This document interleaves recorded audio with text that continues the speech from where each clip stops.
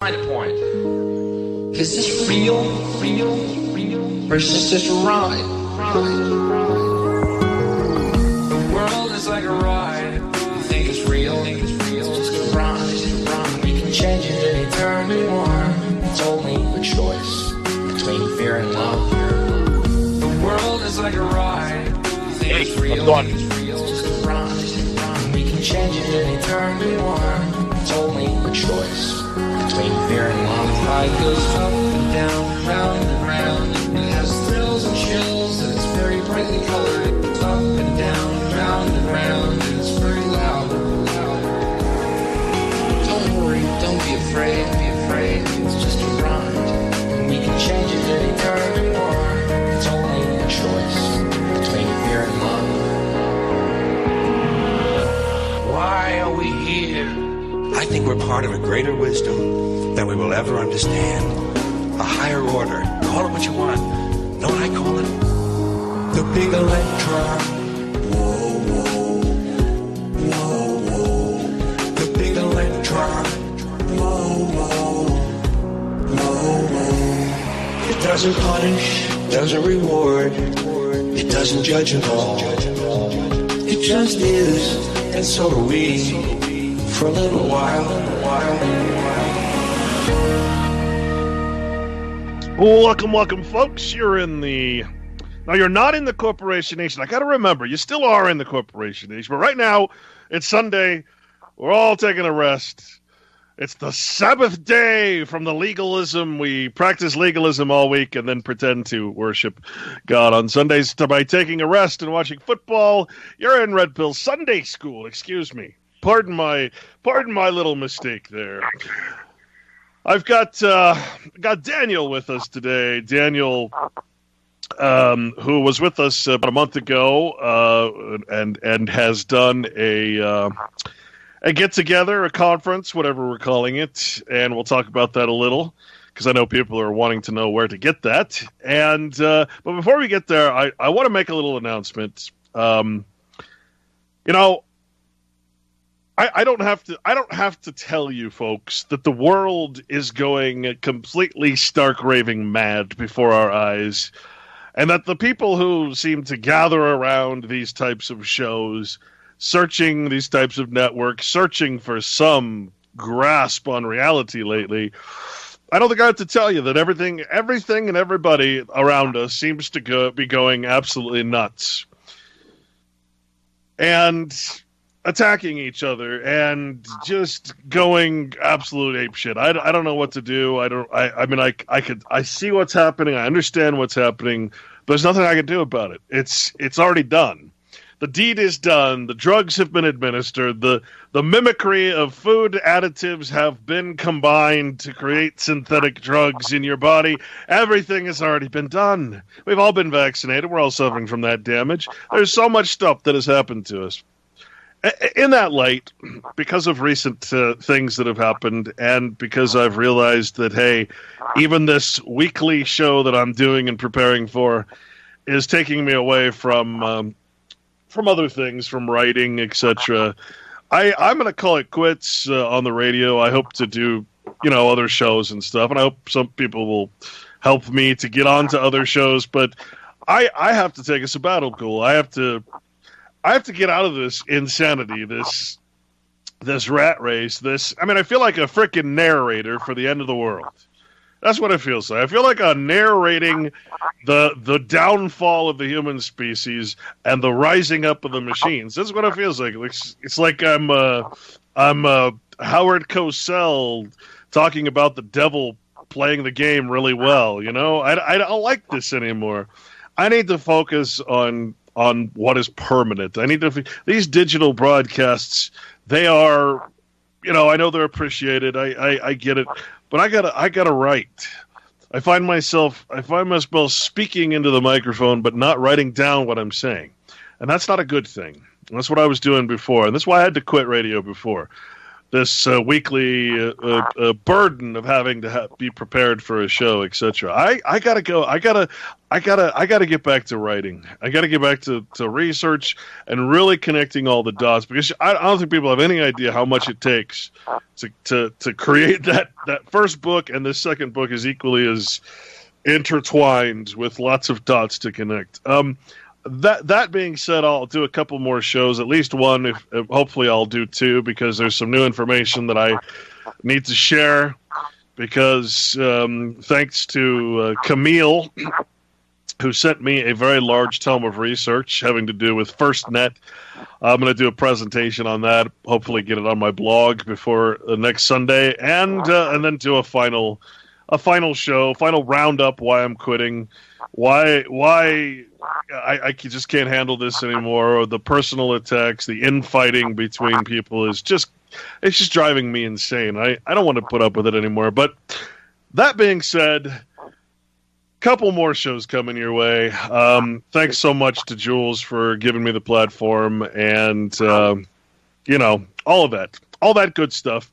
And thank you to everybody who's supported me along the way. And I hope you continue to, because I'm not going away. I just got to do my right. I just got to write. I got to take care of my health.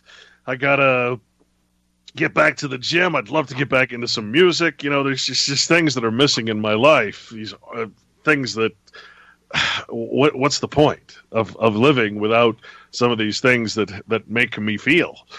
And those are the ways I express myself. So, anyway, that's my latest news. So, a couple more shows, and we'll call it a wrap. And like I said, I hope that people will promote. I would hope people would promote Daniel, myself, Patrick Jordan, to all the other radio shows. And I know there's. I'll talk about this in my final show. That look, I understand there's gatekeepers. Okay. You'll never get me on a gatekeeper show, so don't even try. And you know who those gatekeepers are. All right, they're called gatekeepers for a reason. So don't even try. I've been scheduled and canceled many times with those guys, so it's not going to happen. Not going to happen. Anyway, we only have ourselves. We only have these kinds of shows to really get it out there. Anyway, Daniel calling in from Canada today. Welcome to the show again, my friend. Well, hey, thanks again, Clint. I feel what you're feeling, and I understand it. It's quite the. At times, knowledge can be a real burden, because you're looking at things in in how they are in the reality, and you're watching all the non-reality of craziness go on, and it's like it's a robotic society. Just a very big robotic society. I've even brought that word up the other day. I had forgotten about it, and I didn't realize it came from a Czech or a Czechoslovakian background in language, and it means forced labor. And most people would tell you they don't want to be out there doing what they're doing, but the problem is we keep energizing the very thing that is the problem. So we're the only direct thing that can stop it. And I guess what I want to call is just what is evil out there relies on that state of mind, that you feel hopeless, that there really isn't anything you can do about it, and then you're just gonna just keep on doing that same thing over and over again that you know is wrong, but you're just doing it even though you know it feels wrong, and the people that have been at the top end of what we call success out there, why are they so suicidal? Why is it that you see people in the entertainment field that looks like they've got the world by the tail, so to speak, but they're the most unhappy and the most into substance abuse and the most into run-ins with the law and arrests and this, that, and the other thing, and it's like they can't even find a piece of in any moment in their day, because they're being watched continuously by that media and that those crazy people who feed off of all this. So, anyways, it's an idiotic society, that's for sure. It really is full of ID. Well, we have that. See, this problem, Daniel, and I figured out what our biggest problem is in this particular genre, if you will, because we have the same thing. We're each other's peers. I mean, the difference between here's why the founding fathers, here's why the kings and queens and all their relatives who rule the frickin' earth, why are they so successful and why are we so unsuccessful? Well, it's because we have the libertarian joke played upon us. We practice the libertarian method where we're never organized, right? We don't have a brotherhood. They have a brotherhood, right? We talked about this in another show. The word Philadelphia comes from literally the Philadelphs or the brotherhood. It's a Masonic order. They can disagree with each other. They can have completely opposing opinions to each other, but they will always be a brotherhood. And they're a brotherhood not of God, but of Satan. Right, that which is adversarial to that which would be peace and well-being in nature. Right, their adversarial, their brotherhood is one of bad, one of control, one of evil. We don't have a brotherhood of good. We don't have a brotherhood under God. We don't have a brotherhood under Christ, and so we fall apart. The second that we disagree with each other, we tear each other's frickin' arteries out. We have no organization because we don't have a central goal. We don't have something that drives us. We don't have organization in any way, shape, or form. Like I said, they have this brotherhood, and they know their goals. They know they're out to destroy free will, to absolutely kill the spiritual notion, and to bring everybody under them into slavery. We know that's obviously what their goal is, how to approach that, how to do that. They all differ. They all disagree. But they never, ever, ever betray one another. Oh, yeah, you could say they betray us, but they don't betray. They always stay in their brotherhood. What's the difference between them and us? Why do we lose every time? Because they're an organized team, and we are an unorganized bunch of gits. We're just exactly what they say we are. We're fools, we're plebes, we're unorganized. We will always be defeated. That's the problem. And why? Because we don't have God. It's simple as that. You know what? When I say they have said that before. That is why they will defeat us, because we don't have that common ground. We don't have that common law. We don't have anything. So yeah, what's the point of doing this? What's the point of getting on here and speaking to these things? It's either time to act or it's time to go. Just accept your fate.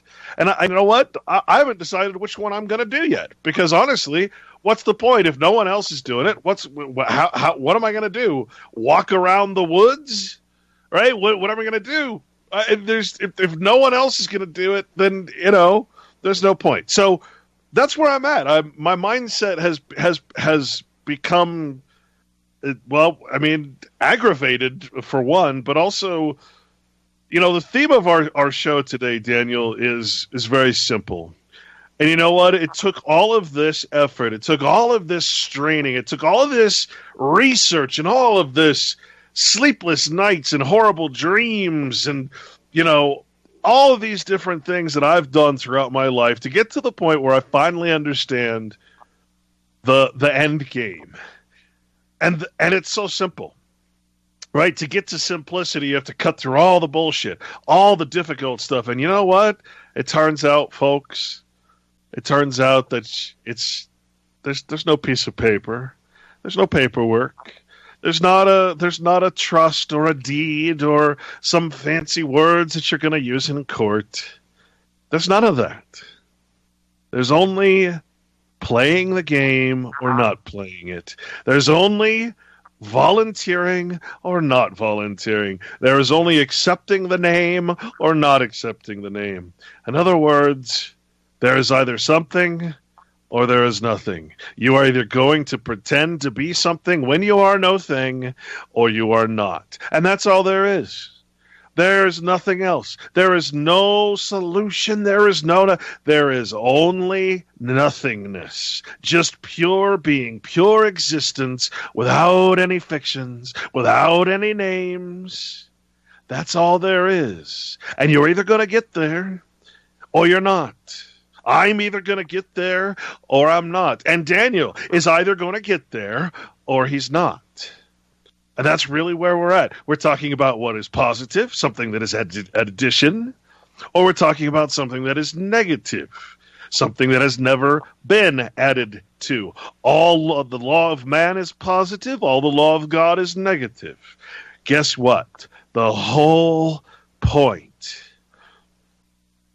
is to go against what is positive and to remain in the negative. In other words, because a negative cannot be proven, the negative cannot be brought into any of their systems.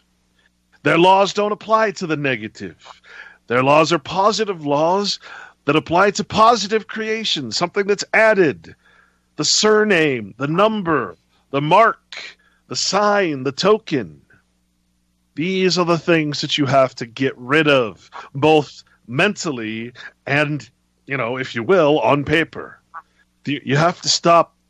Again, you either have to be nothing, negative, or you have to be positive. You can't. There's no in between. There's no stepping in and out.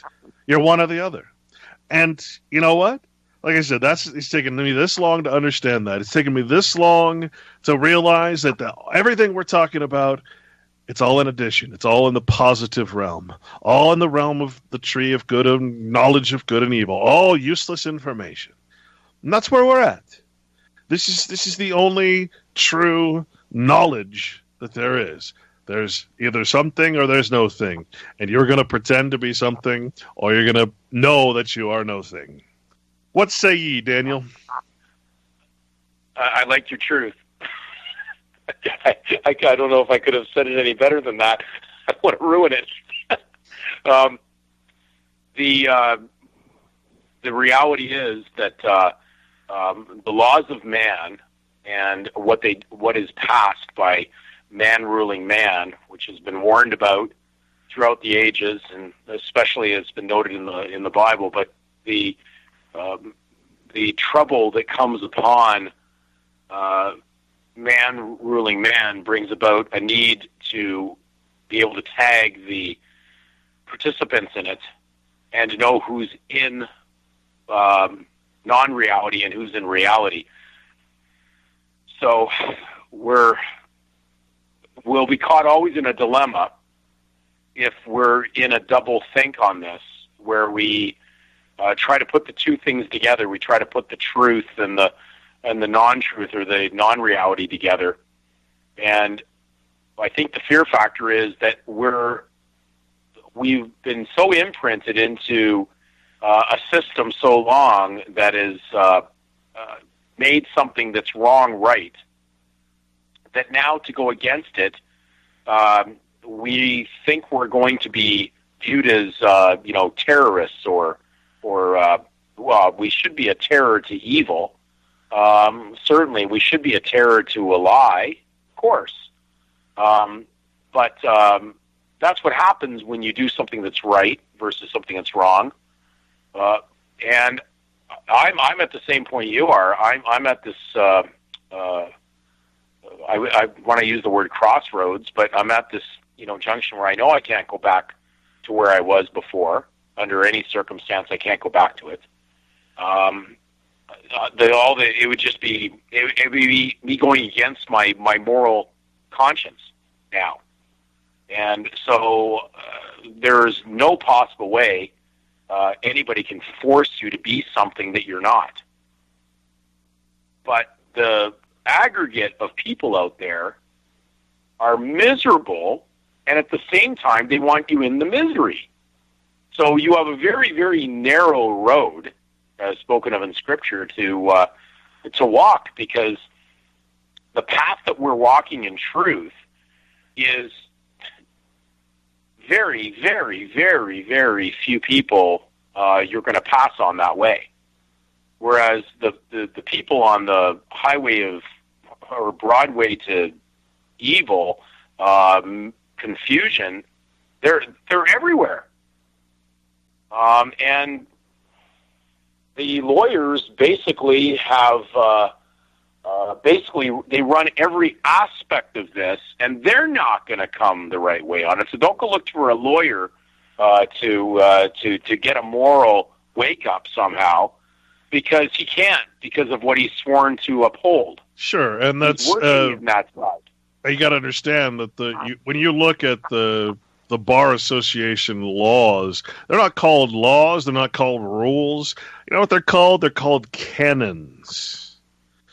See, the bar has canons. They cannot break with those canons. It's like a religious society that you cannot break with those canons. Those canons will not allow you to come out against the Bar Association. The Bar Association has certain views, just like any association, just like the United Negro Fund, just like the your ADL, et cetera, et cetera. It's the same thing. They have their set standards. They're either pro or against. They don't go against that. And the second they come up against something that is one of their trade secrets, literally a trade secret, they will back off. They will not pursue it, right? And they can't because of what they've sworn to non-disclosure. Not disclosure. There's not the disclosure that they do in the world. They do disclosure is not the disclosure we're talking about. Any officer of the government that basically can be brought in to bring in a full disclosure on an instrument or a government document. We'll just say all the registration of births being one office. That would be the Registrar General in most of the states or provinces. They will literally, if they were ever brought into a court and you said you wanted to have full disclosure on everything to do with anything that was put on file regarding any use of a legal jurisdictional name, they basically can immediately, being the one that's in custody of the records, in control of it, in the jail, in the compound, they will basically claim Secrets of the State Act, and you are not able to force them into that court of law to bring those records into the court. So monetary make-believe money, mammon, it's not real. So they don't have to disclose it because they haven't violated anything natural in a sense, because it's all make-believe. Wasn't there? We're not really hard to make-believe, so we don't have to tell you what we're doing. Wasn't there a movie? Wasn't there a movie that had to do with the secrets of the state, that what the attorney could usually get, the information they couldn't get? There most likely was, because it's every part of anything that I've ever researched seemed to have a movie that was based on it. One of the movies that I was aware of that was just recent I reviewed, there was a movie called High Crimes with Ashley Judd and Morgan Freeman. Yeah. And Morgan Freeman played a military lawyer, and Ashley Judd was a regular lawyer. And the difference that was stated between their law is that the regular law system was an accusatory system that was based on affirmation, to affirm something. The military law was based on denial. It was a denial system of defense. So what we do is we walk in and affirm the lie, which removes the burden from the Crown having to prove anything at that point, and they just proceed. Because what the heck would you be at the court if you weren't the guy or the person or the persona or the one wearing the additional name? And that's where we lose most people, Clint. Well, what do you mean, addition? It's like going in and admitting that you're cattle. Yeah, exactly. And so I'm in your pen now. I've crossed your bar. I'm in your pen. I have no rights now. Serve me up as a juicy steak or some bacon. I mean, that's basically what you're doing. It's a layman, and they'll say, people have even said it. You'll hear it in the court many times. They'll go, oh well, and the judge will say, oh, he's just a layman, because they know you're not a member of the bar, because you'd have to declare that when you're in there. If you were a member of the bar, you got to let them know. all lawyers are going to state that they're a member of the bar, or they're not allowed to play around in there. So if you're not a member of the bar, you're automatically deemed to be a layman, and a layman was considered in law to be an idiot. Of course, and I don't think, again, we're considered born fools. That's actually a legal term. So it's funny that we don't know these things. And I take it back. They won't turn you into a juicy steak. They'll just milk you for everything you got. Because it's never yours. Exaction and extortion. I wouldn't do them any good to kill you. Why would they, if they didn't have an ability to collect on an account name that they know you're holding something? So it's just like taking candy away from I'll use the word baby because that's more the terminology in law. Baby is like the word for child. So, of course the babies don't know what they're doing in the infantry, and so they just babble on and don't know what they're saying. And these guys are controlling, the lawyers control every aspect of anything that's going on in that type of commoner society, so they manage all the common idiots. And they have to swear an oath to cross the bar. A bar is just one single stake. When you cross the bar, you already make that into a positive. You've just crucified yourself. And that's exactly what we've done. Yeah, it's funny because people, he just called us idiots. He says he's a fool. Man, I don't think people understand. These are the terms they call us, and that includes me and you. Anybody that is participating in any way in this system, using that name, using that surety bond, I'm sorry, but we're all idiots. There's no distinction here. You got to understand, I always include myself in anything I ever say. Until I'm out, I can't put anybody else down. I mean, we're all acting the fool. Yeah, and that's the jester in the court, the pun-ish man,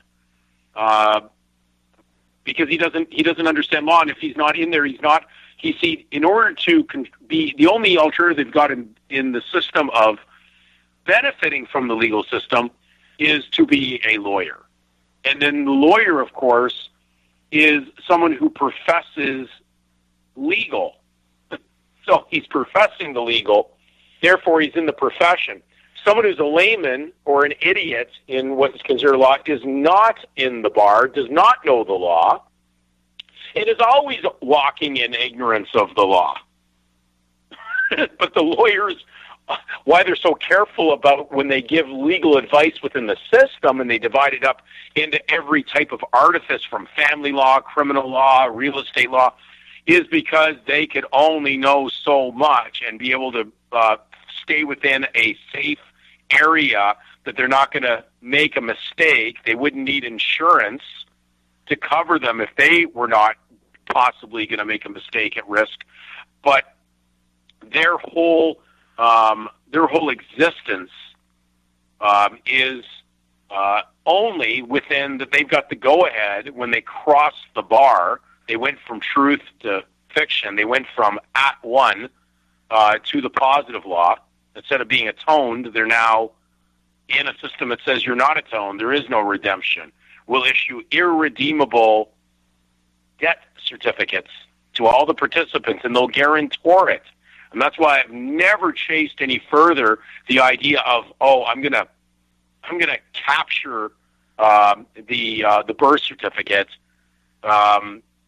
If anything, it needs to be canceled. Well, due to what it represents. There's all these. There's a lot of movements out there. They go by different names. One of them I can think of off the top of my head is GLOOG, which is GLOOG. Get lawyers out of government. Let's go revisit. I think most people remember or have heard Paul Harvey before, but one of my favorite things that he did was this one. He did this radio show called The Rest of the Story by Paul Harvey. So there's a stain on the record of our forefathers, a dark hour in the earliest history of the American colonies. It would be the hanging of the witches at Salem. But that was a pinpoint in place in time, a brief lapse into hysteria. For the most part, our 17th century colonists were scrupulously fair, even in fear. There was one group of people they feared with reason, a society, you might say, whose often insidious craft had claimed a multitude of victims ever since the Middle Ages in Europe. One group of people were hated and feared from Massachusetts Bay to Virginia. The magistrate would not burn them at the stake, although surely a great many of the colonists would have remembered or recommended such a solution. Our forefathers were baffled by them. In the first place, where did they come from? All who sailed from England to Plymouth in 1620, not one of them was aboard. Vermin! That's what the colonists called them. Parasites who fed on human misery, spreading sorrow and confusion wherever they went. Destructive, they were called, and yet still they were permitted to coexistence within the colonists. For a while, anyway.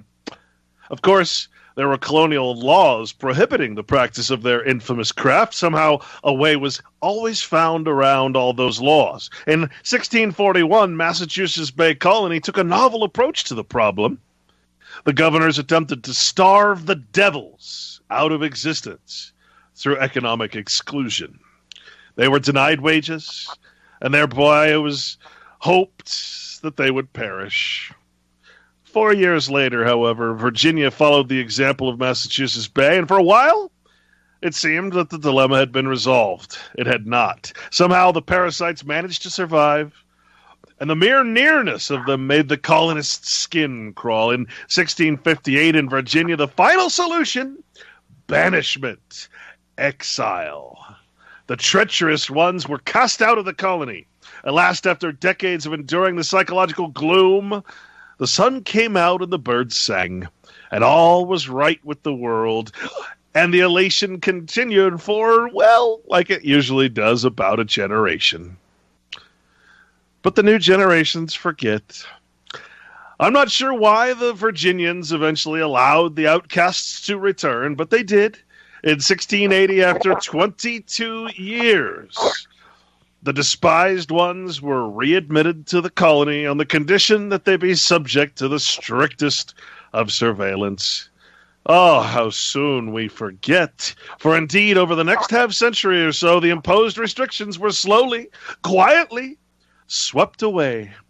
And those whose treachery had been feared since the Middle Ages ultimately took their place in society. You see, the vermin that once infested colonial America, the parasites who preyed on the misfortunes of their neighbors until finally they were officially banished from Virginia, those dreaded, despised outcasts, masters of confusion, were lawyers.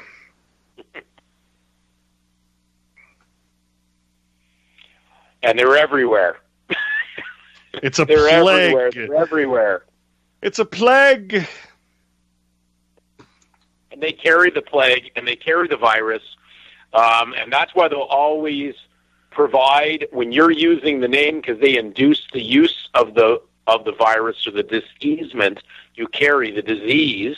Well, you can't use the word cure in our society, because cure doesn't exist when there's diseasement with that last name.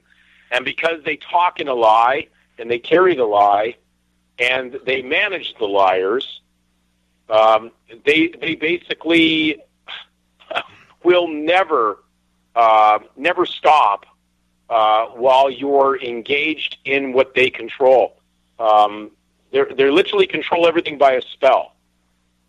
It is like witchcraft. It's mind control. It's so many things, and they're in there, and they have their diabolical art has managed to make its way through, and they actually control the entire system that the kings and the appointed presidents and anybody that's involved in any power control are basically manipulated by. So they're everywhere. They're everywhere. It is, and they worked themselves in. That's the sad part about it. They got that bar association, got it into the Justice Department, and yeah, I mean, it's as soon as the Constitution was written, they worked their way in. replacing the it's so judicial. sad. It's someone. I was on the phone with my, a few of my contacts, and one's out of Texas, and he was mentioning. He says, it's so crazy that people don't understand this, and they believe the founding fathers, and I go, well, that kind of upsets me in itself, anyways, just that terminology. Oh, but God. It just bothers me. Just right off the top, the founding fathers of what? Evil, deceit. Why would you, if they're saying that they're using the Bible as their book, well, then why the heck did they write something else? They added to it. So they said, okay, we're going to write this up. And I'm going, well, in Oxford's dictionary, now all those learned men, whether it was Webster, who did the Webster's Dictionary in 1828, he dumbed down 22 volumes into one. He said, these guys don't get anything. Don't worry about it. We'll take these commoner plebeians. They're so stupid. They'll accept whatever I put as a Webster. And the confusion that was caused by that dumbing down of that 22 volumes into one condensed volume, there's no way they could show how the words were being used originally. So the Oxford's Dictionary, when it was dealing with the word Gentile, which meant a heathen, a pagan, someone of an uncovenanted nation, one who knew not the true God, on and on, it said the term American and Italian are Gentile terminologies. Nice. Okay, well, I think we just ended that the United States, or the United States of America, is a Christian country. Because that would be completely opposite to what we just got in definition. Now, if we're not going to agree on the words, certainly if an American or a pagan wants to believe, that he's a Christian or he's of any type of organization or tag name, he can do whatever he wants. He can believe it. Doesn't mean he can act on it. And now that's where the problem is coming in, is that people have been so confused while they're caught in the confusion itself, merging two things that don't belong together, truth and fiction. They basically think they can act on their belief.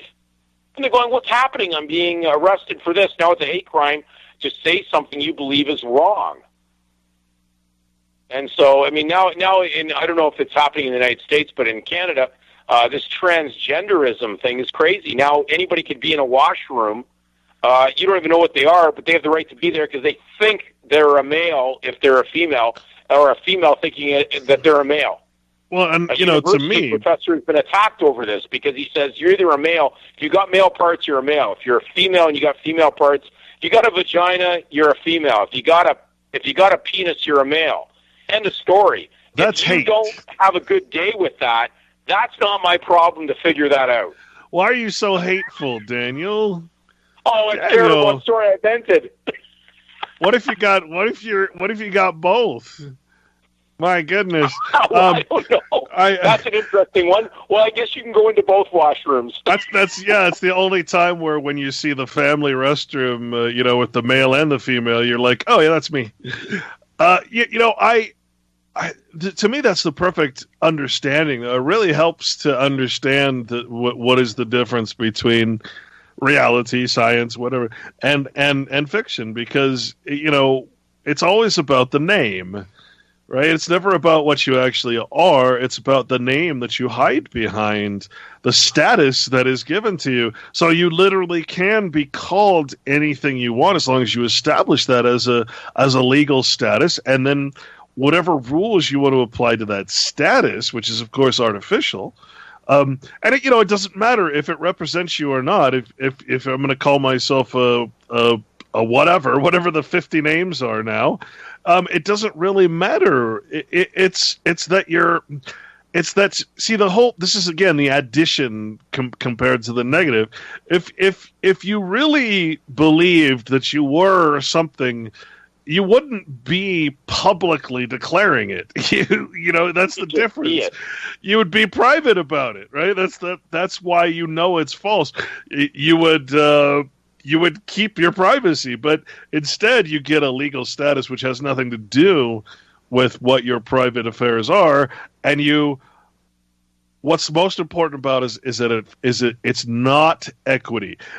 Because it's not equity, in other words, you're forcing other people to respect things that they otherwise would never respect. Their religion, they're nothing about it they would respect, but you're actually forcing it through the law to have a false respect. And you know what? This is why women will never be truly equal.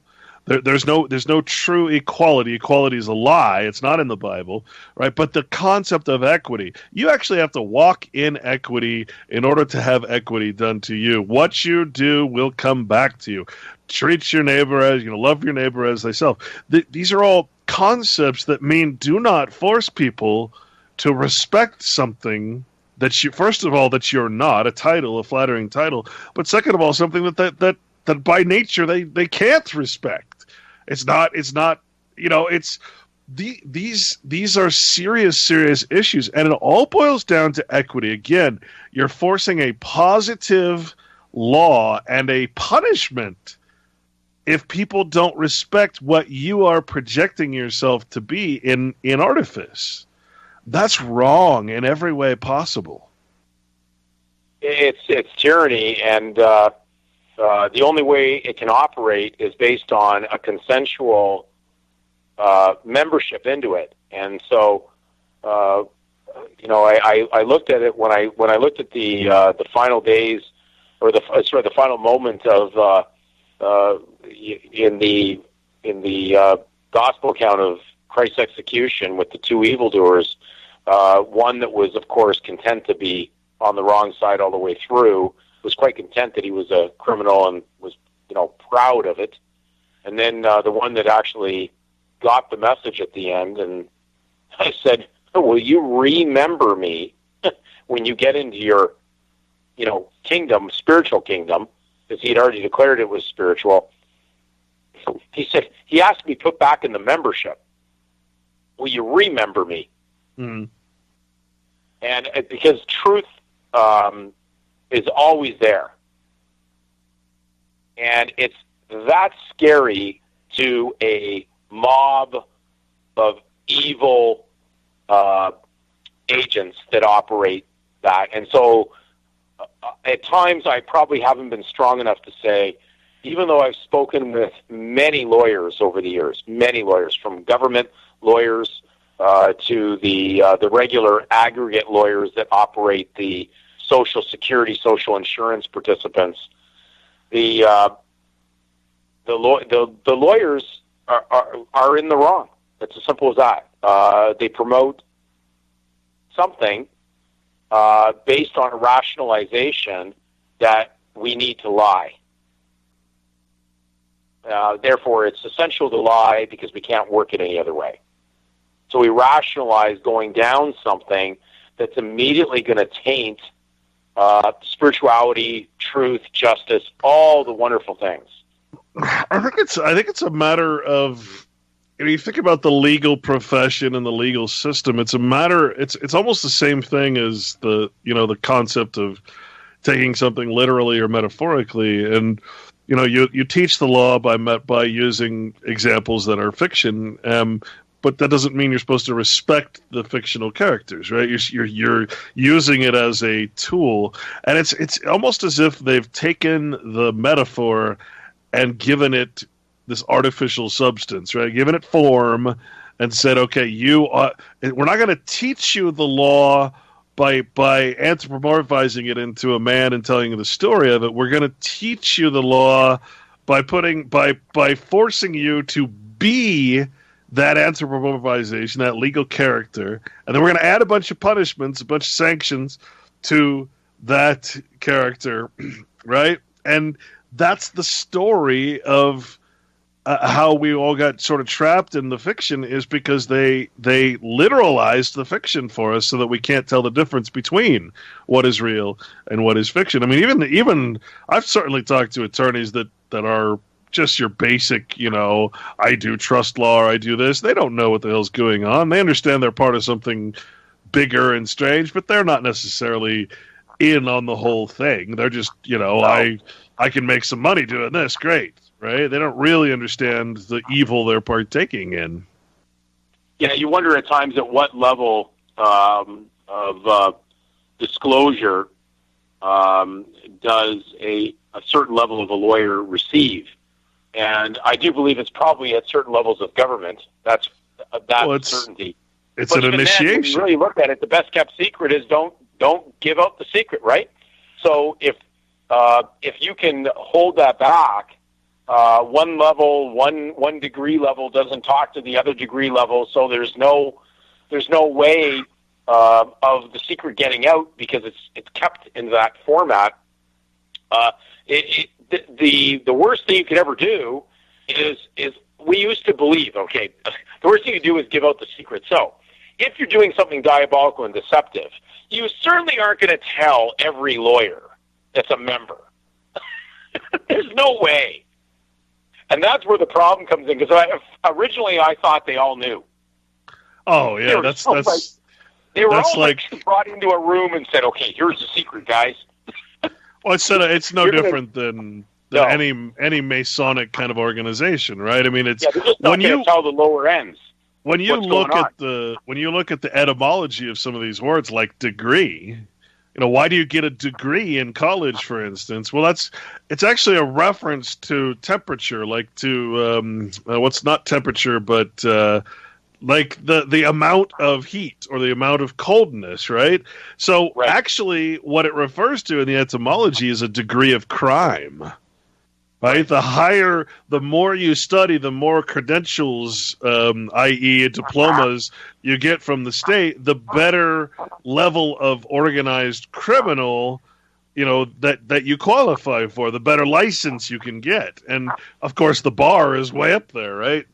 But I mean, if you're just going to be just the beastly, horrible divorce attorney or whatever, and you're going to focus on one area of law, you're not going to know shit. You're going to know that you have this weird, strange power. You don't quite understand it, but they're not going to induct you into the Hall of Fame, which is like the Attorney General, right? I mean, come on. Exactly. Yeah, there's, anyways, it's, the warning, I don't know if anybody has ever read that Fred Rodell book, Woe Unto Lawyers, but a good read still. Yeah. But the introduction to it is much more powerful than the contents. What he said and who he studied under, and eventually he decided never to practice law. This book written in, I think, 1939 or 1949, somewhere in that level. And he mentioned, he said all the mentors, all the people that had taught him. And then he said when he was going to write the book, Woe Unto Lawyers, the main attorney that he had spoken to just prior to writing the book, when he told him his intention to write it, he said, "Why would you do that? Why give up why shoot yourself in the foot?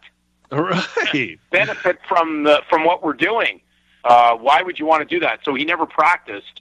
But he did say that it was, it was the most ridiculous industry of craziness, that the worst you could ever do is argue with a lawyer, because they're just that's what they do. They just argue anything. They maneuver things. They manipulate.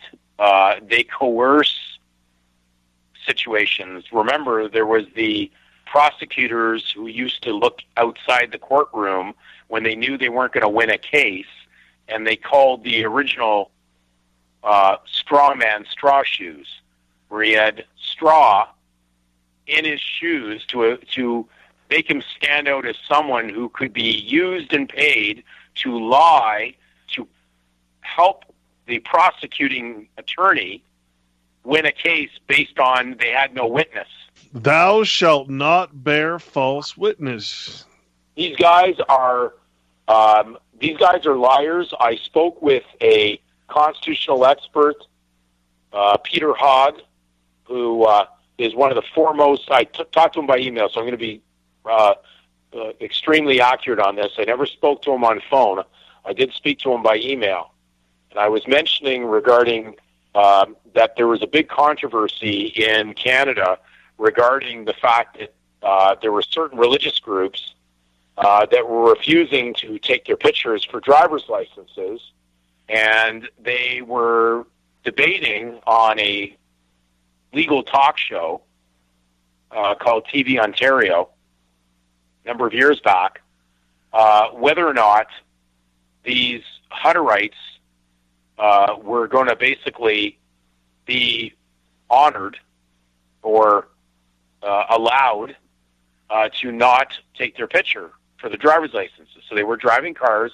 They're much different than Amish, much different in that sense. The Amish don't have cars. They don't have any electricity. They are completely unplugged in a sense, other than the last name they use. They still pay taxes on their farms, the Amish, but the certain levels of Mennonites and Hutterites, some drive cars. You could pass them on the road and not even know that they are of that religious faith.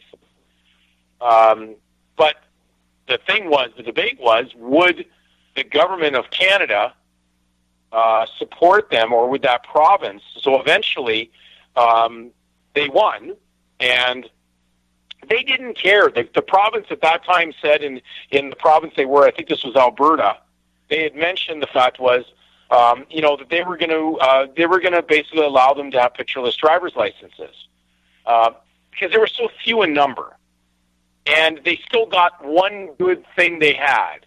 They had them still consenting to break the law by license by using something that doesn't belong to them to pay a fee, which is the trafficking in the last name, which is why they call the Department of Transportation in Canada, it's called the Ministry. It's literally a government department that deals with trafficking in commerce. So we call it the Highway Traffic Act. Okay, so anyways, they had them by signature. They had their consent to the name, but now it's been removed. They don't have it anymore. Now they have to have their pictures taken. So now the Hutterites in Alberta are now paying people to drive them around, which is very similar to a man in the U.S. who had the George Gordon School of Law. He was actually, he went all the way to the Supreme Court in the United States, but lost. Because why? Because he was George using Gordon, and they would not allow him to have exemption to a driver's license because he's trafficking in the name. So they control that. And when I was talking to Peter Hogg, the expert on those cases, eventually he said this to me, Clint. He said, I mentioned I was helping people in Ontario that were having conscious problems on doing something they believed was morally wrong. And they believed that the last name was a fiction. And they certainly didn't want to take their pictures with that. And he said, they better wake up and smell the coffee. He says, if they want to be a Canadian, they're going to have to compromise the 10 Commandments. Oh, shit. That's what he put in the email. You know what I sent back to Peter Hogg, Peter Pig, Peter Pork, Peter Unclean Meat, Peter Parasite that's in pork that eats the brain that they stick in so many foods. I said, Peter Pork, Peter Hogg, shame on you. That was the end of that. And you know what? What else do you need to say, right? What else could I say? I didn't even know what to do. I said, I wasn't really flabbergasted, and I should never say that I felt it was unbelievable. Of course it's unbelievable, because you can't believe it. Truth is believable. Fiction's unbelievable. Of course it's unbelievable. That's like saying a pine tree's a pine tree. Here's the thing, Daniel. There are two things that I've realized that when you try to tell people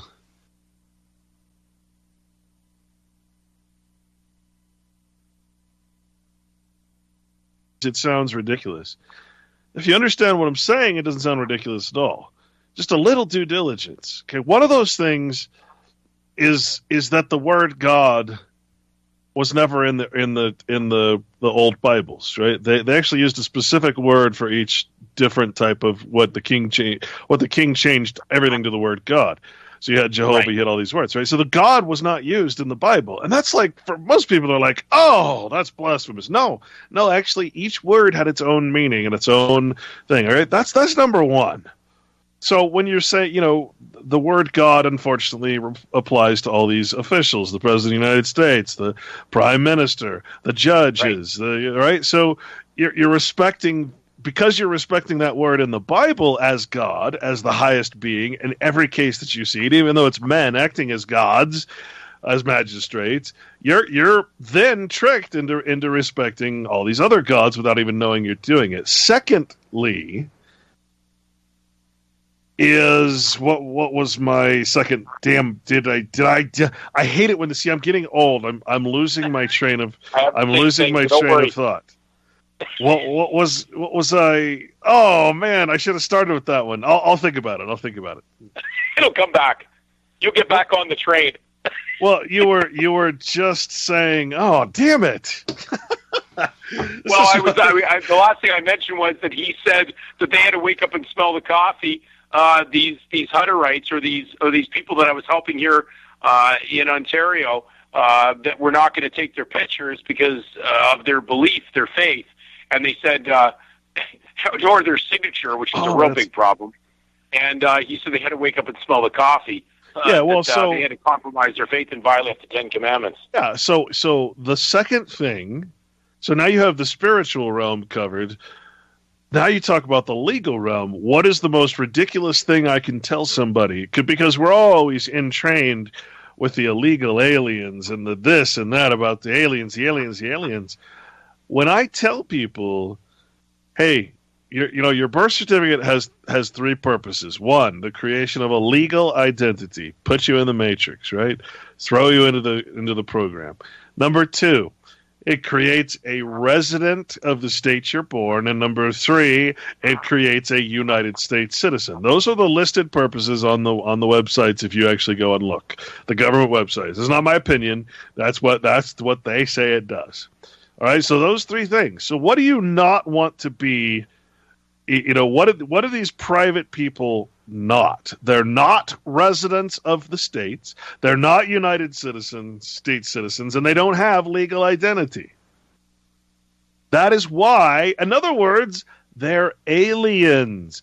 A private person, as in a private status, is alien, foreign, private, several, whatever words you want to put in there.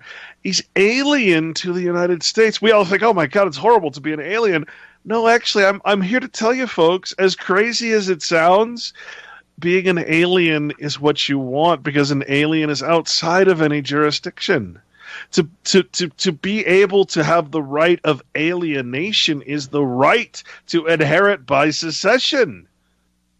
I mean, I don't think people. This is like I said. This is the advanced version of all the things that I've talked about over the years. You finally realize what is it to be foreign or private means you have no part of that system. You're not one of them. In other words, the United States, as a union, recognizes you as. Oh, I don't know. I don't know if the term natural born is correct, but it recognizes you as someone that hasn't had a burden or a disease, a lesser status put on you because you're an alien to it. As a private citizen, so when you look at the law, then you realize, holy shit, when you find the laws about driving and having a right of way and not needing a license in the States, it says non-residents don't need license in the state. Not residents, but non-residents. Of course you don't want to be resident. That means you're part of it. Res means thing, property, right? So how do you those two things right there prima facie, just on the surface, they will sound nuts to people. You actually want to be an alien to the United States. You don't want to be a part of it, and you want to be, and that by worshiping God, you're actually worshiping judges, governors, and everything that the king translated into the word God.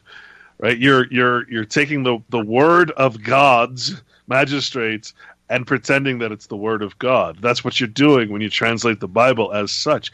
You need to know who said it and when.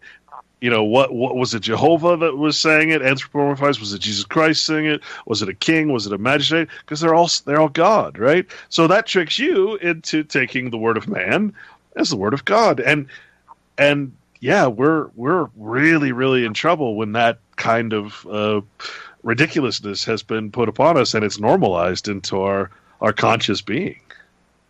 Yeah, we're not. The reason why they got the natives so easily was because they signed a treaty to lie, to say something that was an untruth, because of the fact was that they never believed they owned the land, but they had to say they owned it in order to sign the treaty. Well, they convinced him. They convinced him they were a nation. They actually said we're an Indian nation. What? Why would you do that? Now you're under the law of nations. Exactly. So, and the fact was that no tribe was ever part of the international law of nations. It itself was an oxymoron in itself. But if they claimed it, it was what it was. But they would never have the same power as those that were in that collective, that UN now that we have. It's really in the G20 nations, the Gentile 20. So would it be fair to say, though, Daniel, that the tribal elders, if you will, those who are on the boards that allow all this intrusion to happen, wouldn't you say they're the equivalent of, or probably are, attorneys? Yeah, and that's the Judas priest. That's right. The informant. Yeah. So, unfortunately, they're not native; they're alternative now. They carry an alternative name, and that's what it's really about. And so, the alternative name, or the alternative name that we carry, does not allow us to be native to the soil. And so everybody is, in a sense, in their world, can be taxed as a custom foreigner. Truth is alien to fiction, and fiction is alien to truth. They've got everything upside down, and it's an unfortunate situation that people that want to speak honestly and with truth are going to be, ostracized, persecuted. Said, why don't you just join in, Clint? It's okay. It's nothing wrong. Just join us. Let's have one purse, as it says in Proverbs. Let us all just join together. I think about it this way. I mean, here's something really scary. What do they call all of these things that we're doing? They call us the alternative media. Alternative, right? It's not native. So, hey, maybe something's wrong here, huh? Well, we have actually. There's an actual business that opened up in Canada, and it's actually called the Alternative, and they tattoo people. They have a tattoo parlor. Think about it this way, right? You're never going to see these people join the alternative, right? Right, these people who you're never going to see a slave master join his slaves in their lame attempts to revolt, through words, through trying to understand. No, they're not going to be a part of the alternative. It's ridiculous when you think of it. It's why I've separated myself from so many of the people in this particular fictional movement that we call it.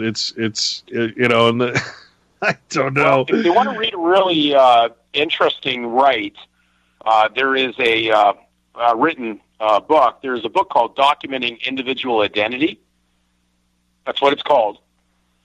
And in the book, they quote a lawyer, and I believe he was out of the 1800s, and he was talking about how difficult it was to identify everything. That word ident is not a good word. And what he basically stated was, he said it was, in his opinion, to avoid the problem that he saw to come in the future. He said that his recommendation was to tattoo the entire population, put a tattoo on every individual, Mm-hmm. so they know who they are, the way the state would view them. Well, that's what you do with anything, right? With products, with services. You know, you don't.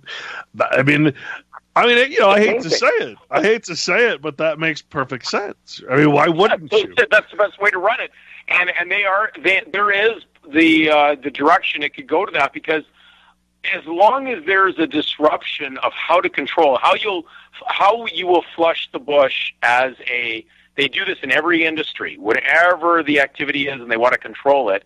The governmental end being run by, I would just say banking influence, monetary activity behind the scenes.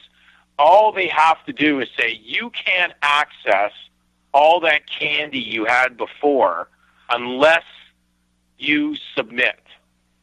So you better come in Monday morning with your blood DNA, and eventually, will it be a chip? Could it be something the size, holding 33 million pieces of data on the size of a head of a pin? I'd say yes. The reason I say yes to this, Clint, it's not because I'm a paranoid guy, though I have my moments.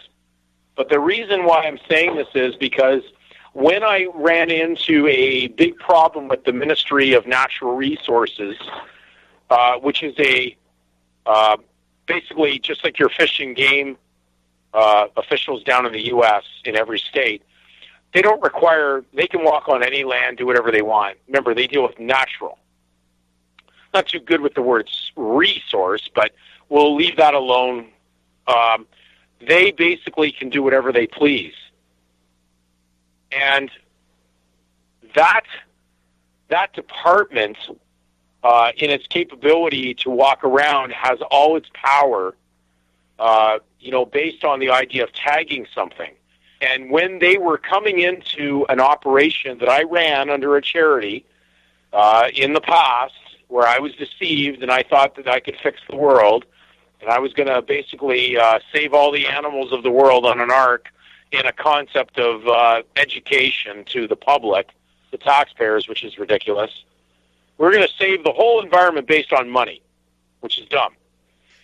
They came into the facility after I hadn't seen them for 5 years after I got the license. And they came in, and they were coming in with these screening devices looking for chips on all the animals. Now it's mandatory, more than not, that all animals held in captivity by artificial legal persons must have a microchip. Well, they wanted me to create a logbook, and they wanted the birth records of the animals. They wanted me to name them and say who the parents were and what the approximate time of birth was. And I had to fill that in a logbook and submit it into the government department. It's like creating if I had anything in my logbook, anything at my facility or the arrangement or the place where they would inspect that was not in the logbook, not in the stock, okay, then they would basically put me in the stockade over it. Well, it's like creating a virtual reality. See, that's the trick with identity. Because identity is defined as sameness. The maxim of law, and this applies pretty much to everything, is that similitude is not sameness. Something that is similar is never the same, right? Yeah, it looks similar, it may act similar, it may do, but nothing that is similar is the same. And that's extremely important to understand when it comes to identity, because identity means sameness. So if I'm giving my identity as Clint Richardson with this address, this federal locator number, and this social security number tied to this, then I am literally saying that I am the same as that fiction that I'm presenting. And that's why it's so important to know that you're when we say you're breaking the law of nature by having a false identity, you're saying that I am the same. You're not saying I'm a similitude, that this is a similitude of me or a simile. It's not. It's a facsimile. It's a copy. No, you're actually saying I am in sameness with this fictional character that I'm presenting to you as an identification. Now, I don't know if I'm saying that clearly enough, but that is why we keep saying that to have the surname and everything attached to it is blasphemy to God. It's defeating the law of nature, because you're saying that you are the same as fiction. You're the same. So when you put an identity on those animals and you say they are the same as that identity, you've just crossed them over out of nature's realm and law into the fiction. I can't tell you how important it is to understand this, because, again, the law recognizes the maxim, it's bound by it, that a similitude is not sameness. So it provides you, again, the legal identity, the birth certificate, and that means that it's saying you are the same. You are agreeing that you are the same as that piece of paper. I can't stress that enough, because that breaks the law. It breaks the foundational principle of law, and that is what allows you to be a resident and a U.S. citizen and to be bound by all this commercial crap. You're literally saying I am the same. That is what identity means. That's why it's so important to them to identify everything in nature with a name. Names are not real. Names are nouns. Person, places, or things. They are property. And see, the big misconception about property, there's legal property and there's actual property. Okay, legal property is a name. It's a title. It means absolutely nothing in reality. It is a similitude that we agree is a sameness. Okay, it's an identity. But in reality, what am I a property of? I'm a property of God. My children are my property. They are a property of me, just like oxygen is a property of water. It's not something that is tradable or it's an unarguable truth. It's an unalienable truth. But remember, they changed that. They said, well, it's actually inalienable, which means though it's unalienable, you have the right to sell.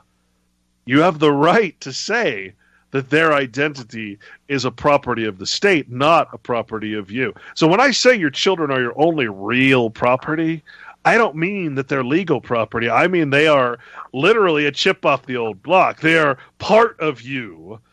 And you are saying, no, their identity, they're a similitude, not a same. You're saying they're a sameness as that legal identity that I was tricked into putting them in. They're no longer my property; they're yours. There have been incidents where they have raided the odd commune, if I want to call it that. It did happen in Canada, and when they raided certain communes, because certain people had not registered children into the system with the names, and there's no record, so to speak, leading us in this direction. They basically returned certain children that were non-registered and said, these aren't ours, and brought them back. Because at times, people that are trying to unplug are going to be looked at as very extreme. Yeah.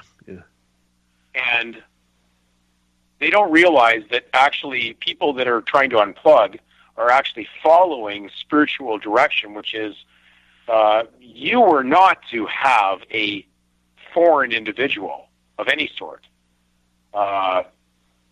educate the mind of a child. It was your responsibility as the it still parent, is, so to speak, to look after that child, and that it's never changed. So when you do that, you've actually thrown them into the shit pool, and that's where the problem comes in the colony of this whole situation. And they're going to get fertilized with problems, and eventually they will be in the legal system, viraled by the lawyers, and then they, because of their last name belonging to the Atorn situation, going from truth to fiction, changing lords, Atorn, they're going to go from the true God to a false God, a man-made God, an artificial God. They're going to end up under that jurisdiction, and unknowingly are going to pay for it heavily. So it's a terrible dilemma that we've allowed a system to come into place that operates a society that is to take you completely away from truth, and to do things that would harm the mind of the child. And that's why there's so many confused young people out there right now. They know something's wrong, they can't put their finger on it, and they're doing everything possible to not want to engage in what their parents did. In fact, I don't even know how they could get into the nonsense that at least I had once participated in, because just the cost levels alone of the real estate that's happened just on this side of the border would make it impossible for, if I had gone back to the timing when I got involved in being crazy enough to believe I could own the illusion, there's no way I could enter into that market in the current market right now. It's actually, that tells you in itself it's a time bomb, and that's why they have this cryptocurrency nonsense coming out, because that cryptocurrency is the actual game to actually let you achieve the fact to stay in. They've come up with the cryptocurrency because they're getting you ready for the fact there's nothing backing anything up. It's all a complete make-believe mining system of digital money with nothing to back it up other than the belief that it works. It's the great equalizer. It takes you completely out of equity and equalizes you. It's so freaking evil. It's amazing. But oh man, and that reminds me, because this is one of my big pet peeves about people, and anybody that's benefiting from it will disagree, of course, because you're benefiting from the evil. You're going to support the evil, right? I was talking about this with another friend about the flat tax and why the flat tax, the idea, will never fly, will never pass. Because if you were paying a flat tax, that would mean you'd have to get rid of all the benefits, all the loopholes, you just have to pay your tax. So every property, for instance, that you own. I have 6 rental houses, and I don't do a damn thing in life but make money from my rental houses. I go to frickin' Cabo twice a year, and I travel, and I don't contribute anything to society, to my own life. I don't support myself. I don't grow food. I don't do anything but live off the usury, the extraction of money of rent, which means to be torn apart from others. Yeah. That's what I do. That is my living. That's how I make an artificial living. That's my persona living in the fiction, right? That is my biggest pet peeve, because if you had a flat tax, why will there never be a flat tax, folks? Stop trying, because, all these wealthy people who are making all their money off rent, off tearing you asunder, literally would have to sell their houses. They'd have to say, oh, shit, I guess we'll have to give those houses to homeless people. We can't afford, or either that or they'd have to raise the rent so high that nobody would have a house, right? So they'd have to sell. And the market would tank. And nobody would be taking 2 trips to Cabo. They'd have to cut it back to 1. There's not going to be a fucking flat tax. Do you understand? It will not work because the elite, and you know what? Even you have 2, 3, 4 properties. You're going to lose all that, but there's not going to be any incentive, any monetary mammon incentive for you anymore. You're going to have to sell those houses. You're not going to get those tax breaks and everything else, right? So stop trying. Stop even thinking that there will ever be a good tax system. The tax system isn't designed to be good. It's designed to give those people, it's designed literally to give General Electric a zero tax bill on their $9 billion profits. That's what it's designed for. It's not designed for you or to be fair.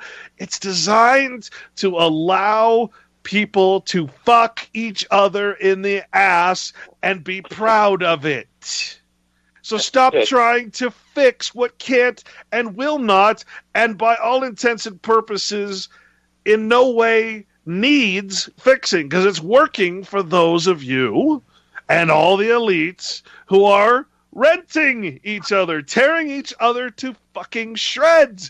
It's not going to be fixed. It's working just fine. And it's going to get bigger and bigger and bigger. It's just, can't face it. Yeah. Like you're when you're the only way you can ever stop evil is to not be in the evil. So here's what's interesting about it was Nero, which was one of the most notorious evil dictators of the time as a Caesar, was blaming the Christians at one point, the followers of that movement, the easement. They basically were being accused of burning the city, but Nero set it on fire himself. Now, if you look at the time of Nero, those early Christians, they weren't involved in it. And this is the profile of a Christian at that time, someone who actually stood there and said, I'm under the sovereignty of God, under the anointed of God. They said they were not engaged in commerce. They wouldn't engage in military service. They were considered to be a curse to the romance society of truth and lie that romance meant with the Romans. So they were considered to be a curse. They were screwing up, and then they tried to throw them into the arenas to get rid of them for entertainment, and it wasn't going away. And so what did they do? They claimed later that was going to be their state religion. They go, now that's an oxymoron in itself. Hold on. The guys who killed them are now going to claim that they actually accept it, and they're going to make it the state religion. I'm going, hold on, that doesn't make any sense. That's like Poland saying we're now Australian. Well, it's like saying that a building can be religious. A corporation, a fiction can have religion. A fiction can't even feel pain, let alone have a religious belief. And they wouldn't incorporate. That's another thing too, is that at the time, the early Christians in the research on that movement would not incorporate into the Caesar society. You were either noted as Caesarian by birth, that's an artificial birth, not a real birth, or you were of God. You're real. And they couldn't handle that. So they said, we got to get rid of these guys. But they said, oh, by the way, we won't persecute you if you just sign this disclaimer that you're not really part of that anymore. And they called that the libelli, which was the original only civil certificate of origin that you can look up in the Roman society. So in other words, the birth certificate, if anything, represents a libelli that says you've denied God. You're now believing in the fiction. So libel, basically. It's terrible. It's libelous. And they say a surname is a name over and above the Christian name. That just tells you that you just said it's superior to God, or superior to the true God, Jehovah. This is a very, very mind and eye-opening discussion, because we are seeing the repeat of that historical situation occur again. Well, because at the time that Christ showed up on the Roman scene, the Romans didn't care about whatever you wanted to do. They'd let you pedophile a child, anything you wanted. Just watch the movie Gladiator. Some of the history of what was going on in the Roman society was in there under Marcus Aurelius. It was a horrible society. Anything went. Any type of diabolical act you could do. You could molest a child. It was no problem. Whatever you wanted. If you were a gladiator and you won, you could have whatever you wanted. Well, it depended on your status. Exactly. And Right. so the higher up you were, the more evil you had participation in. Well, Which and is the what more we're finding in society today, and why they're attacking the Roman Catholic Church, which is the controller of all this crap, because they're running the whole scene, and therefore, of course, they're going to be the head of the most diabolical deeds against nature. Well, as you said, it's like those times, and that means, just as you're talking about, that means those who like us, who truly wish to be completely free of all of that, all of the evil that is the law of man that allows and licenses and permits all of these horrible, quote unquote sins, crimes against nature, etc. That.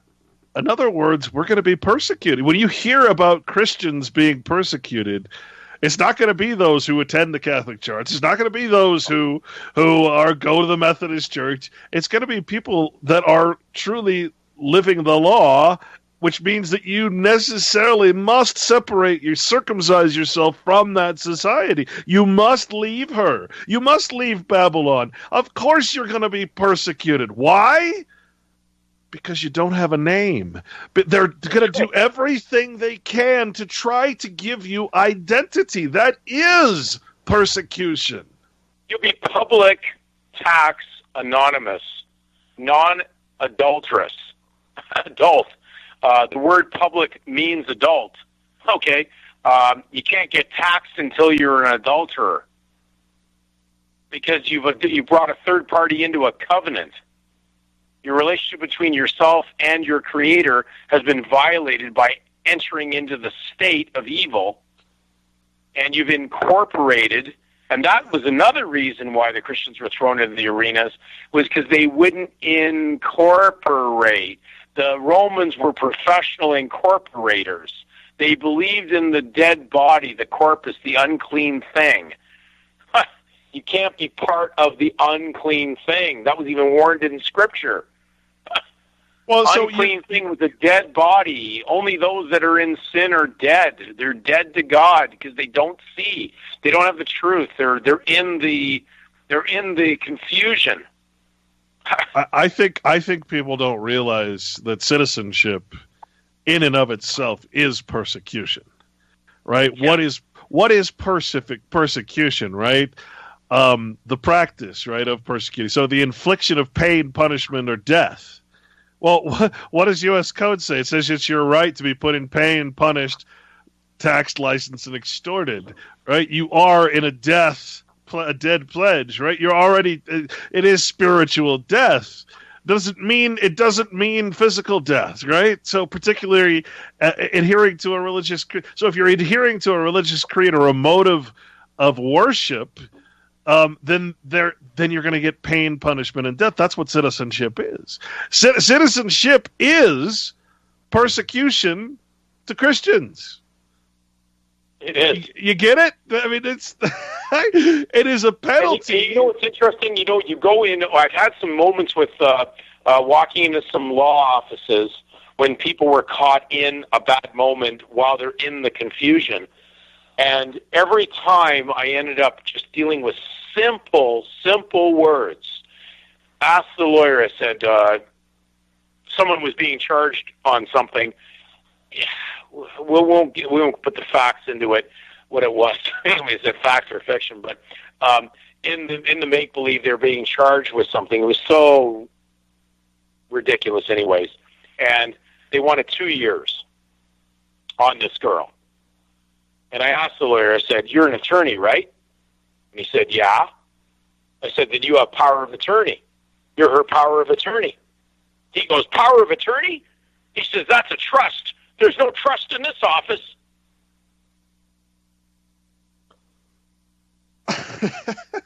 And I looked over at the girl, Amy, and I said, Amy, he just told you can't trust him. This guy's a spin doctor. I asked him, who's the surety in the matter?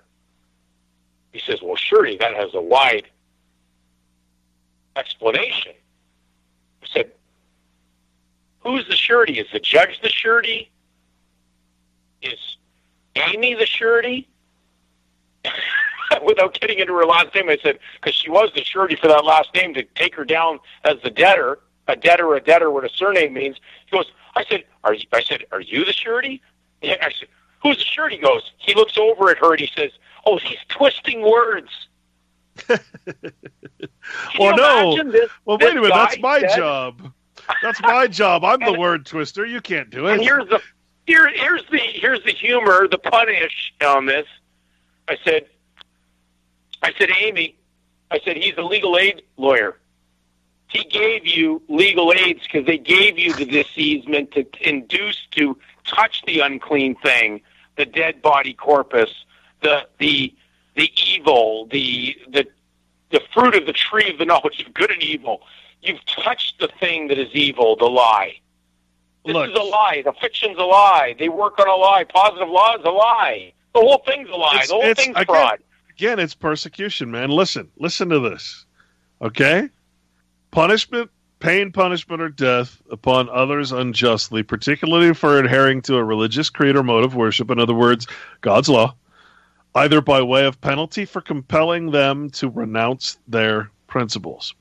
Okay, what does citizenship do? It compels you to renounce all aspects of what's called the law of nature, or God's law, the unwritten law, the very foundation of common law. It compels you in persecution, pain, punishment, and literally, or figuratively, I should say, spiritual death, civil life. It compels you to renounce your principles that you, if you are truly a reader of the Bible, would have and know.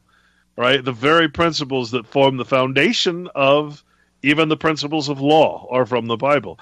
It literally is persecuted. So what do they say that Christians will be persecuted? Christians are persecuted. It's not the holy rollers. It's not the fundamentalists. It's not those who make their little appearance in church. No, it's people who will actually be following God, following Christ as their example to worship nature, worship God. That is who will be. And so what you'll see is every attempt to get you and suck you into the legal system in every way possible. And that is why, again, you're going to have to make this choice soon, because what's happening in the artificial intelligence and the biometrics and everything, it's pretty soon you're not even going to own your body. You're not going to own your genes. You're not going to own anything anymore if you don't get the fuck out of this place. They've slowly, insidiously moved in and creeped up on it to make it to what it is. So what's going to happen? I mean, you don't like hit someone with cold water, ice cold water when you're going to pull this. You basically do it slowly. So you creep up slowly like a snake, which the lawyers are. So they snake and slither up to you until they bite you in the high grass because you didn't see them coming. So when their fangs are in you, it's too late because you didn't see them. They were very sneaky about what they did. They're crafty. And you know what? Everybody's going to say the same thing. It's going to be something different, but it's I can't leave. I have pension. Well, I can't leave. I can't leave. You know what someone said to me? Actually, my wife's. This is a friend that we've known for. I should say probably more acquaintance, because I don't know if they're really a friend at this point. But she said, oh, I can't do what you do, because she got a student loan, became a nurse, and she said, oh, I can't do what you guys are doing right now, unplugged. She goes, I have too much that I put at stake. Right. To be vested in something is the ultimate chains of the devil, right? If it's the ultimate chains to hell, you're never going to escape, and it's going to get worse and worse. And the whole time you're going to be like, well, I can't because I have this, I have medical, I have this, I have that. And I'm like, okay, let me tell you. They're going to rope everybody in on that, because that's really what it is. Right. Once they got you on the hook to be a hooker, that you'll sell your body for money, you're on the take. Could you trust anybody on the take? Could you trust a judge?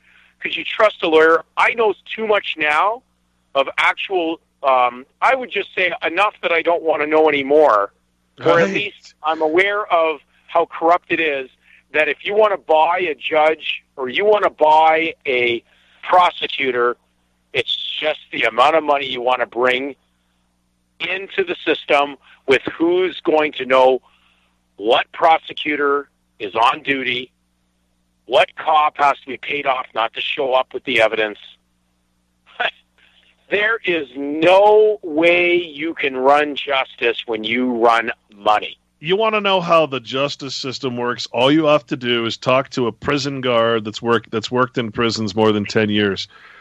And they'll tell you how it really works. That's the way it works in prison is exactly the way it works out here. It's just out here we don't see it. In there it's obvious. Everybody knows. You have to pick your side, pick your gang, and you have to you trade in cigarettes. The drug dealers are there. I mean everything's and the cops are in on it. It's so freaking corrupt in the prison system. You want to know or get a good inkling of how our system works, especially our legal system.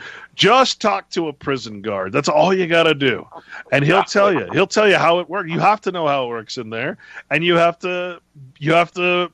I mean, I hate to say it, but you have to let some of it happen, because they'll kill you. I mean, it's crazy. So, Daniel, for the rest of the show, man, I'd like to hear. First of all, where can people see the last seminar thing you did, and where's it going to be? Christian Remedy in Law at info.com. That's the site that will actually have the notice. If that doesn't work for whatever reason, they can email us at basically at truth versus fiction of law at gmail.com. Send me those links just in case anybody asks. Yeah. Truth versus fiction of law at info.com will be the Gmail address. They can send to us. We do apologize. Some people did actually take a little bit of a concern that we weren't trying to register people in a sense. We were just saying, put whatever you want in there. We don't care about the email. We just want to be able to send you stuff. And we just thought we want to know how many people were actually listening in. That's all. It's just so that we realized we had hit an audience, and we actually realized we did. And a number of people, but we did have one individual a little upset about it and said, really? You're going to ask me to register a vessel? I never asked anybody to register a vessel. I just said, put whatever you want in there, because I'm going to tell you straight off, Clint, this is what it is. I have a phone right now. The phone I'm on with you right now, the laws allowed it. There's no concern. I didn't affront anything. I basically have a phone that actually says Daniel, okay, first name Daniel, last name not applicable. There was no stoppage to have that phone under that. But you'll notice that if you go to get a passport in the same area that I'm in, if I want to go and get a passport on the side of the border for Canada, it states that if you came from a country, because some countries, it said, do not universally have last names. Now, remember, the Pope said, your given name is Christian, your last name belongs to the church. Church meant pagan temple, Roman circus. So they said if you wanted a passport, it says if you come from a country where the last name is not, you didn't come with the last name, you're only in a country that only had given names, which they seem to still operate. The given name, it says, put your given name, enter it into the surname box, and then leave the given name box blank. They're so determined to get your given name consent into the surname box, they're even just saying to do that in order to make it work. Because you can't get a passport without it, because there are people from countries where it is not universal. Universal is another word for the word Catholic. Roman Catholic means Roman universal. Romans were liars, professional talebearers. Okay, so they are lying, universal, pagan circus. And that's the Roman Catholic Church. If they wanted to be called Christian, they could have just put Christian there, right? But they didn't call that. Then they have denominations for the secular monetary game they play on it. So, anyway, what a mess. That's all I can tell you. And I'll do my best to, show that there is relief to this. But it won't, exactly what you said, Clint, it will never happen when you're in the problem. You're not going to be able to. And it's like standing in pure manure and saying, "I don't want to smell like manure." People telling me, "Dan, it's I'm in the shit, but I don't want to smell like shit." I go, "But you can't be in the shit and not smell like shit." Oh man, the house true. Is burning, and the only relief is to get out of the house. Well, you got to leave the burning house of hell, because that surname means a debtor, a debtor. It is hell, the king's prison for debtors, the dungeon. What you possess, is in reality possesses you. Yeah, it's exactly. And they gave you demonic, evil, legal rights. It's just one letter off from demonocracy, which is democracy, or daemon, which is a replacement. Yeah, yeah. I hadn't ever thought about the word universal before, but when you add an al to something, it has two different purposes. It either negates that thing or it turns it into something more than what it is, like illustrious or noble, right? So if God is defined as the universe, if Jehovah is the universe, all being, well then and the church says it's universal, right? So that does that mean it's more illustrious than the universe? Or does it mean it's not part of the universe at all? Because either way, it's blasphemy to God.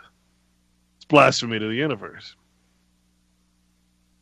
And you notice that one of the biggest film, and the word film is the root word for foreskin, which is what they considered a Gentile, separated from those of a covenanted nation with God was. It became a spiritual circumcision of the heart in the gospel. But not in the good spell, not in the bad spell. But in the bad spell, it was a physical cutting of the flesh.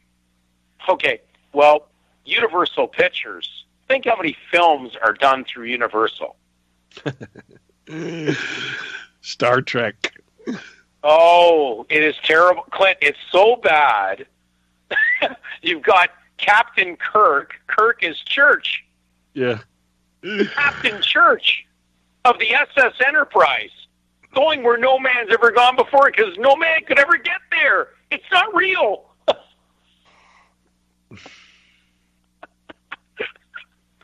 But anyways, people will cling on. Well, no, my favorite. At least they came out and really, really gave away them. They gave away themselves. When they came out with the Borg, representing the bourgeoisie, the middle class, right? The poor, the middle class. Right. When they came out with the Borg and they represented all of us as that dependent, one hive mind organism, then they really gave away who is behind all of that Star Trek nonsense, that universality, the equality, and all that stuff. I mean, it's a really, really, I think, in my opinion, if you look up the word Borg in the legal language, of course, it just means middle class. All of us, basically. So we must be exterminated because everything we touch turns to shit, right? We multiply like a virus. We take over, right? So, I mean, they really gave away their hand when they created the Borg in that series, in my opinion. And then you have that word logic, and people take that as like meaning reason. Reason's not logic. Logistics and logic are not really something we should embrace as a good feel word. There's logistics. Logistics can mean just statistics. Well, logistically, you may need 700 soldiers to kill 20,000 people. That's logistics, maybe, in the amount of ammunition and firearms available. But that doesn't mean it's a good thing. So we run logistics. But that's why Spock was he wasn't spiritual. He had no feeling. He said everything is logical. Vulcans had this cold blood. They didn't even have proper blood in that series. Well, it was interesting because he was fighting his spirituality at all times because remember he was part human. Right. So he was always fighting to push down anything of the spiritual law and base it all on logic. Logic, which I'm going to cover in triplicate in my last show here, but logic, as you say, it's not part of reason, though it includes reasoning. It is not reason. They're two different things, right? So yeah, essentially, stop thinking of the word logic as logic or reason, and start thinking of it as the word it represents, which is dialectic. Because you're in a dialectic when you use logic you're stuck in that place, and it's only as good as what you know, and you don't know shit. I don't know shit. Daniel doesn't know shit. Oh. Right. I mean, I know what's in the textbooks I have and what I've found online. That's it. And what I've learned from Daniel, what Daniel's learned from me, and that is so infinitesimal as far as knowledge, right? You cannot have proper logic. It's impossible. But what you can have is reason. And reason is not a dialectic. Reasoning is what we try to do the most on this show. It's like exact is not act. Like exit, leave. Well, I mean, I would say logic would be the non-spiritual, and reason would be the spiritual. It's like two different things. Yeah. And what we've done is we've mixed. We've done that. I mean, in our society, it's everywhere. As you know, we talk about food. They'll have artificial ingredients in food. How would that ever be embraced? If I see something that says artificial, there's no way your body's going to digest that. It's artificial. It's not. It didn't come from a source that would be, shall we say, readable to the natural ability of our body to deal with it. So the reason for most of the problems that are out there that we've all fallen prey to is that the things that are being done to us that are out there are artificial. So artificial intelligence, artificial foods. It's like an experimentation to see how far you can push an artifice. Well, I want to make it clear. Well, again, something I'm covering in my last show, but I want to make it very clear. You got to understand something here. Okay, there is no such thing as artificial knowledge. There's only artificial information and artificial. Just said the word intelligence. Excuse me. Right. So intelligence. You think about the CIA, Central Intelligence Agency. It's not that they're collecting knowledge; it's that they're creating intelligence. They're creating lies at every turn. They're creating excuses. They're creating stuff that isn't real, right? That's intelligence. You can't have artificial knowledge. You can have artificial information, artificial intelligence. What's to be inform, right? Informal. It's not knowledge. It's just informal. It's not. It means nothing. It's not. It doesn't require any truth whatsoever. But knowledge is experience. Knowledge is something that you can't mistake it for anything. Right? That's why knowledge is such a rare thing. Knowledge is an experiment. The side of how they run the legal is based on an experiment, which is trial and error. Opinion. So they run on trial and error in the legal because it's all risk, because they don't know what the outcome is going to be based on whoever walks in and what they're going to do in there at that moment, that given moment. And that's why it's gambling, gaming, Well, all think about the it. things are involved. Think about how ridiculous we actually are when we discuss, like, the Constitution, for instance, right? We say the Constitution is this perfect God-given gift. I'm like, oh my God, that hurts. It's perfect in every way. It's God, it has the word of, and then it has amendments. And you look up, and then they'll quote the amendments. But if you look up the word amendment, and what it actually is, it's an improvement to something that was bad. Exactly. So I've got this beautiful God-given document that's perfect in every way, and then I have 20-something amendments, including the freaking Bill of Rights. I find that that's the idiocracy. That's the And I'm bill not is the thinking debt. right. It's funny as hell to me. Oh, you love it when people tell it. They'll tell me, "Oh, so wonderful! They passed another bill to protect people." I said, "You'll be paying for that." A bill is a debt. I said, "Would you realistically say, send me all the bills, but you want to pass bills through Parliament?"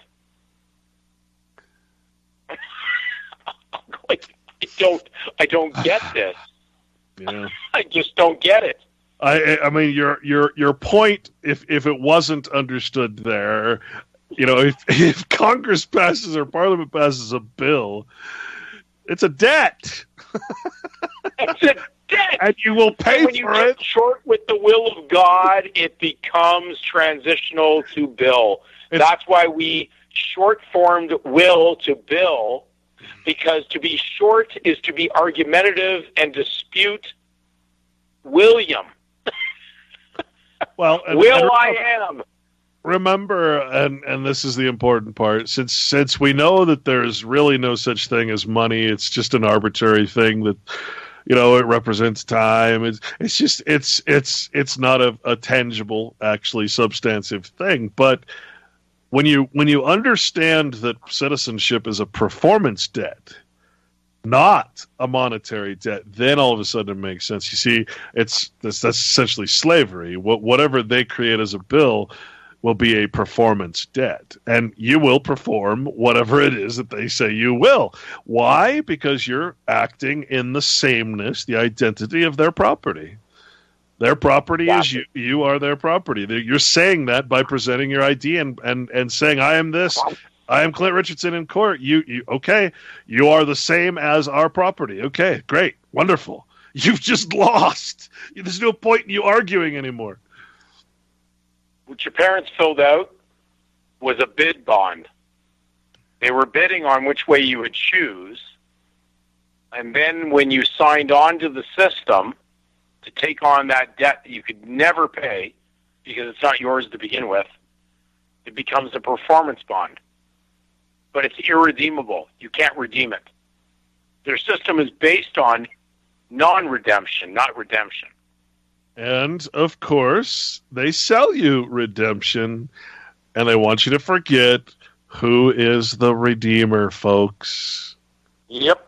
Who is the Redeemer? Why do you think Christ is called the Redeemer? Because the law is your only redemption. The law of nature, going back to reality, is the only freaking redemption. See, this is the beautiful thing about it, Danny, is that it all folds back. And again, that's what led me to the Bible was the legal law, because I'm like, how come everything I see in here are words like salvation, being saved, right? That's a legal term. What about redemption? All these different terms. But these are going back to the Bible. I don't understand what. And then I find out everything legal is completely and 100% opposed to the Bible. The law of the Bible, right? And suddenly it all makes sense.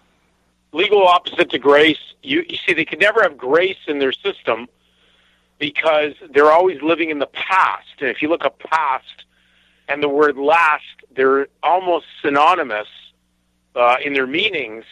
So you have to live in the past with the last, and therefore you're never in the present. And that's what your first name is. It's how you present yourself. You're pre-sent. You're pre-sent ahead of time to do good.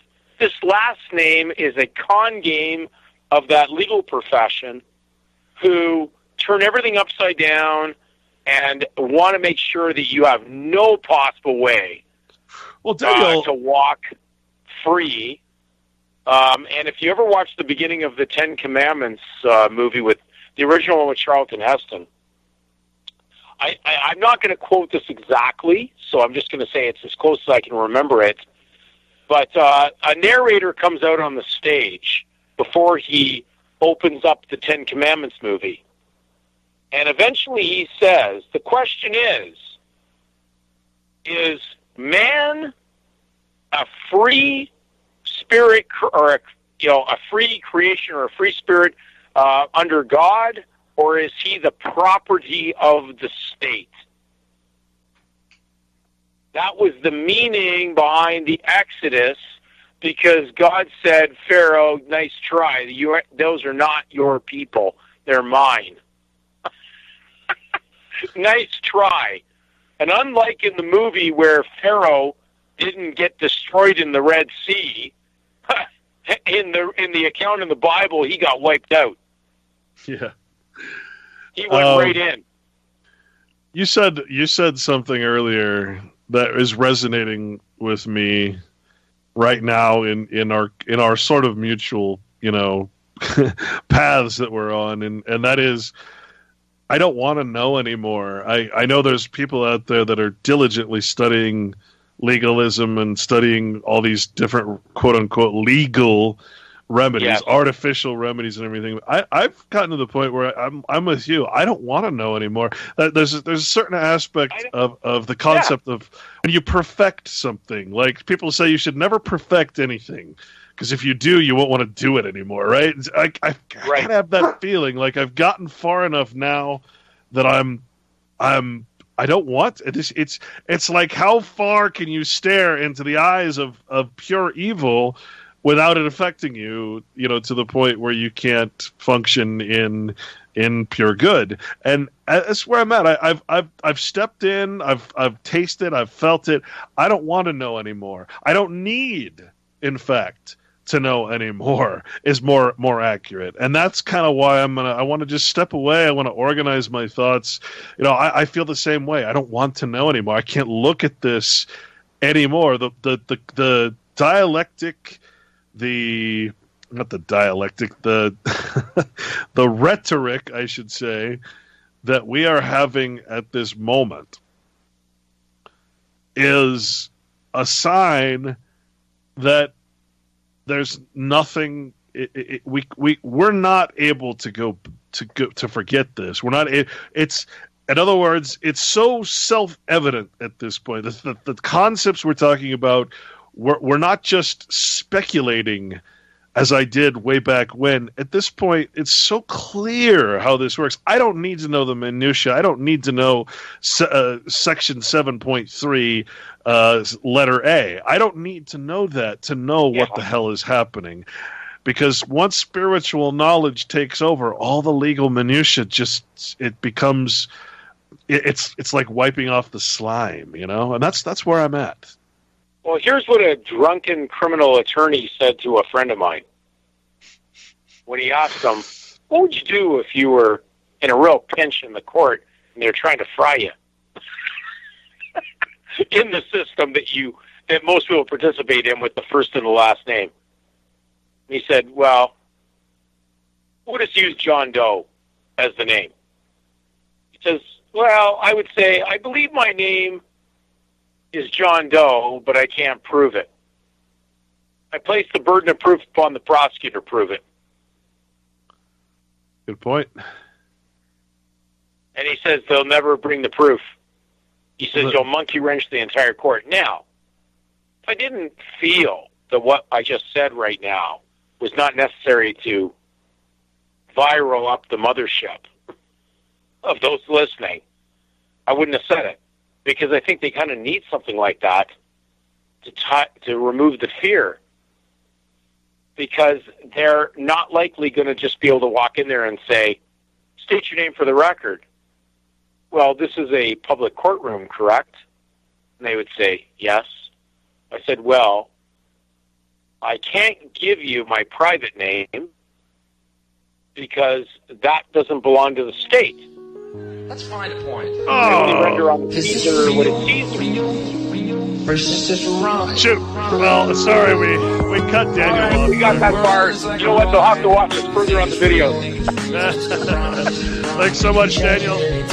I'll see you guys. Choice between fear and love. The world is like a ride. You think it's real, it's just a rhyme. We can change it any turn we want. It's only a choice between fear and love. Life goes up and down, round and round. It has thrills and chills, and it's very brightly colored.